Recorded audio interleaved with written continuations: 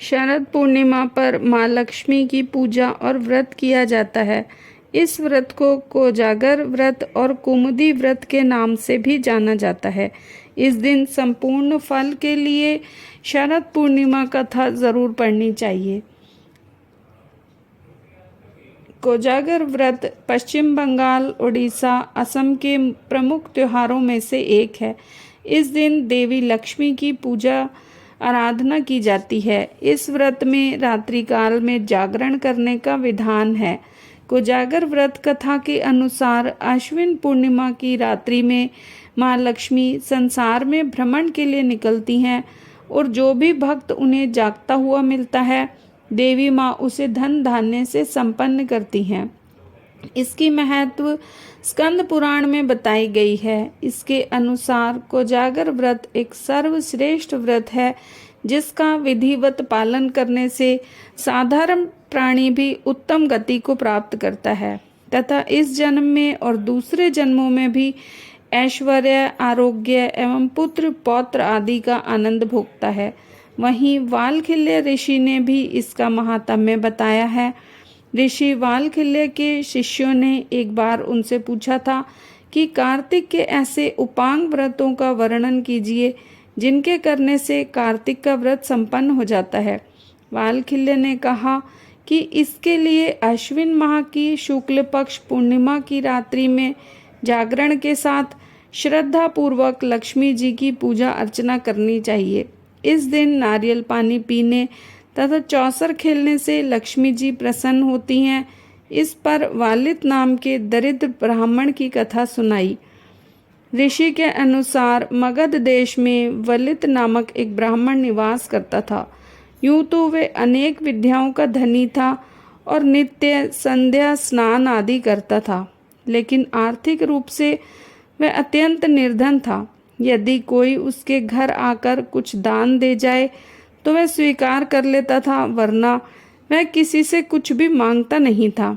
जितना वह ब्राह्मण सज्जन था, उसकी पत्नी उतनी ही अधिक दुष्ट और कलह प्रिय थी। वह प्रतिदिन किसी बात पर झगड़ा करती कि उसकी बहन का विवाह कितने धन संपन्न परिवार में हुआ है और वह सोने चांदी के आभूषणों से सजी धजी घूमती है। ब्राह्मण की पत्नी अन्य लोगों के बीच भी अपने पति के कुल और विद्या को तिरस्कृत करती थी और उसने एक प्रण लिया कि जब तक वो धनवान नहीं होंगे तब तक वह पति के हर आदेश के विपरीत ही कार्य करेगी। एक दिन तो उसने अपने पति से राजा के यहाँ से धन चोरी करके लाने को कहा और ऐसा न करने पर मारने की चेतावनी दे डाली। वह दुर्जन स्त्री तरह तरह से वलित को पीड़ित करने लगी। कभी अचानक रोने लग जाती तो कभी भोजन त्याग देती, कभी अत्यधिक भोजन ग्रहण करने लगती तो कभी अपना सिर फोड़ने लगती। लेकिन वह ब्राह्मण किसी से भी भिक्षा मांगने की जगह उस स्त्री की प्रताड़ना सहना अधिक उचित समझता था। वह अपनी पत्नी से कभी कुछ नहीं कहता और जो प्राप्त हो जाता उसी में संतोष कर लेता था। एक बार श्राद्ध पक्ष का समय था और घर में श्राद्ध के लिए आवश्यक समस्त सामग्री भी उपलब्ध थी, लेकिन ब्राह्मण इस बात से चिंतित था कि उसकी पत्नी उसे घर में श्राद्ध कर्म आदि नहीं करने देगी और कलह करेगी। वह यह सब मन ही मन विचार कर ही रहा था कि उसका एक मित्र वहां आ गया और वलित से उसकी चिंता का कारण पूछा। वलित ने अपने मित्र को सारी दुविधा बताई। सारी बात सुनते ही उसका मित्र प्रसन्नता पूर्वक बोला कि ये कोई समस्या ही नहीं है। यदि तुम्हारी पत्नी जो कुछ कहती हो उसका उल्टा ही करती है तो तुम उससे जो भी कार्य करवाना चाहते हो उसके विपरीत कार्य करने को कहो, तुम्हारी समस्या का समाधान हो जाएगा। इतना सुनते ही ब्राह्मण वलित हर्षित हो उठा और बोला कि तुम सही कहते हो, मुझे ऐसा ही करना चाहिए। ब्राह्मण संध्या काल अपने घर आया और पत्नी से बोला कि हे चंडी, परसों मेरे पिता का श्राद्ध है, लेकिन उन्होंने मेरे लिए किसी भी प्रकार की धन संपत्ति आदि नहीं छोड़ी है। जिसके कारण मुझे आज ये निर्धनता भोगनी पड़ रही है। अतः तुम उनके श्राद्ध की कोई व्यवस्था मत करना, और यदि करो भी तो दुष्चरित्र और जुआरी ब्राह्मणों को निमंत्रित करना। उसने पुनः अपनी पत्नी से कहा कि श्रेष्ठ ब्राह्मणों को न्योता मत देना। ब्राह्मण के वचन सुनकर उसकी पत्नी ने वलित के कहे के विपरीत करने की तैयारी आरंभ कर दी। उसने विभिन्न प्रकार के व्यंजन पकाए और नगर के उत्तम ब्राह्मणों को निमंत्रण दिया।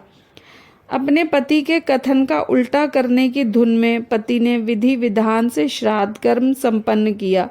श्राद्ध के अंत में पिंडदान करने के बाद ब्राह्मण ने अपनी पत्नी से कहा कि तू पिंडों को प्रवाहित करना भूल गई है, इन्हें गंगा जी में प्रवाहित कराना।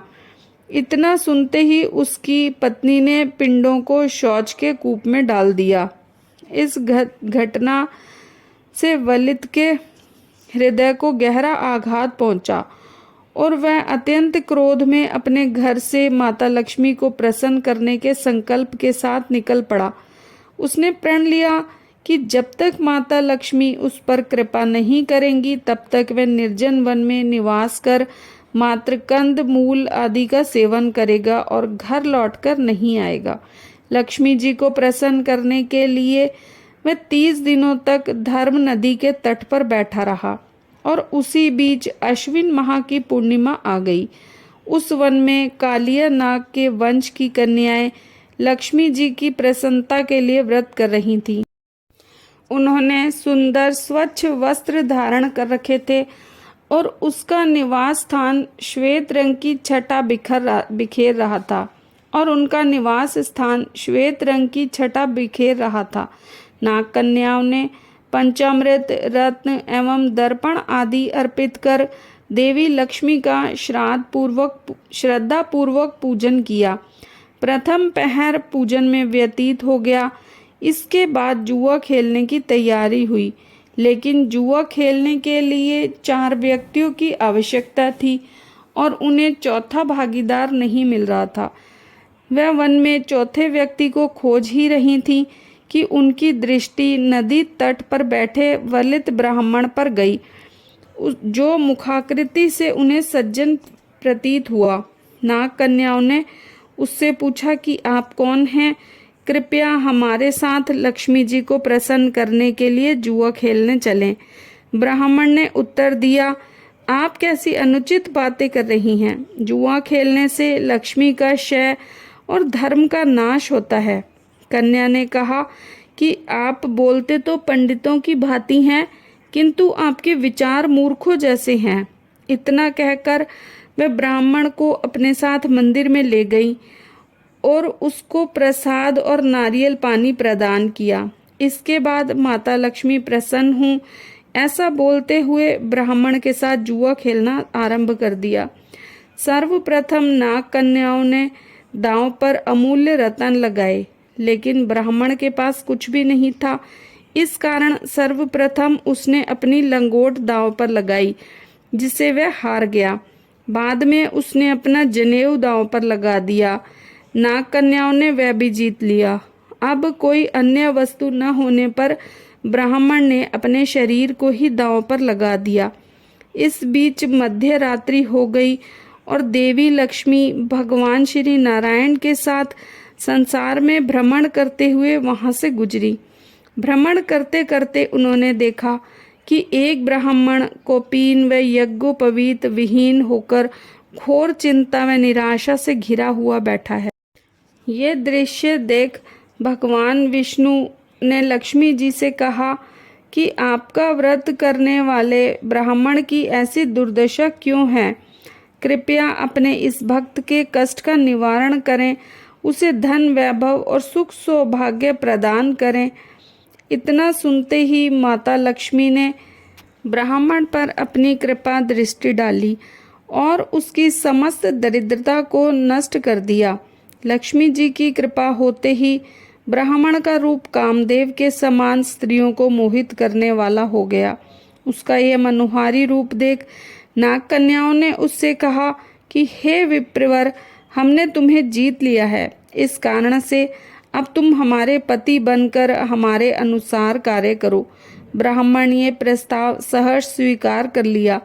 ब्राह्मण ने सभी कन्याओं से गंधर्व विवाह किया तथा उन्हें नाना प्रकार के रत्नों के साथ वापस अपने घर के लिए निकल पड़ा।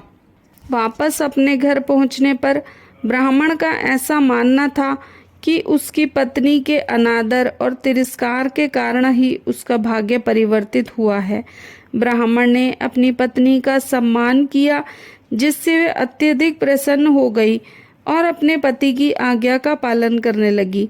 इस व्रत के प्रभाव से वलित ब्राह्मण की समस्त समस्याओं का अंत हो गया और वे सर्व सुखी संपन्न हो गया। इस प्रकार का कोजागर व्रत कथा संपन्न हुई। विधिवत इस कथा के श्रवण से व्रत का फल भी प्राप्त होता है।